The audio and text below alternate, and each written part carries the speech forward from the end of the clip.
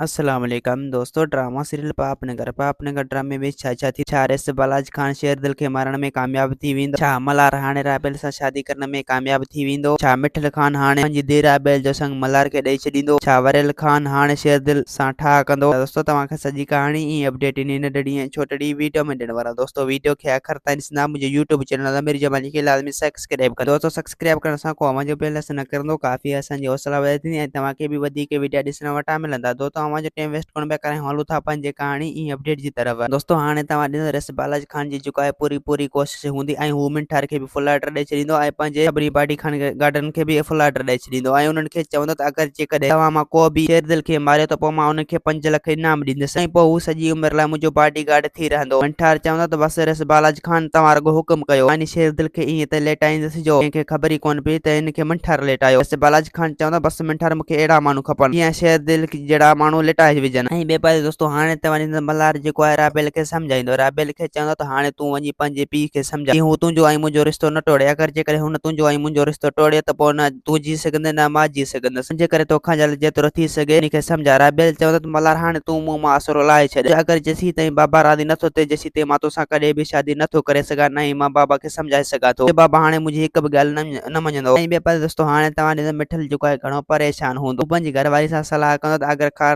राबेल जी शादी करायां त किथे करायां जो नूरल असांखे एतिरो त बदनाम करे चुको आहे जो हर को संग वठण खां इनकार थो करे छॾे। मिठल जी घरवारी मिठल खे चवंदो त बसि हाणे तूं जेको आहे नूरल जे करे तूं मल्हार खे सज़ा न ॾे। तूं मल्हार सां हाणे हिकु थी। मल्हार नूरल जहिड़ो न आहे। ऐं ॿिए पासे दोस्तों हाणे तव्हां ॾिसंदा त वरेल खान जेको आहे शेर दिल सां हाणे हिकु थी वेंदो ऐं शेर दिल खे चवंदो त अगरि जेकॾहिं तूं बि बालाजी खान जो दुश्मन आहीं त मां बि बालाजी खान जो दुश्मन आहियां। जे करे तूं बि मूंसां गॾु थी जीअं असां पाण गॾु थी करे इन रस बालाजी खान खे टांडा ॾियूं। मतिलबु त रस बालाजी खान खे सोढ़ो करे सघूं। जे करे शेर दिल चवंदो त बसि मां रसन सां हथ न हया मिलाईंदो। दोस्तों उम्मीद है कहाणी आई हूंदी। अव्हांखे पसंदि असांखे ॾींदा हाणे इजाज़त। वरी तव्हां सां मिलंदासीं कंहिं नई वीडियो में। ख़ुदा हाफ़िज़।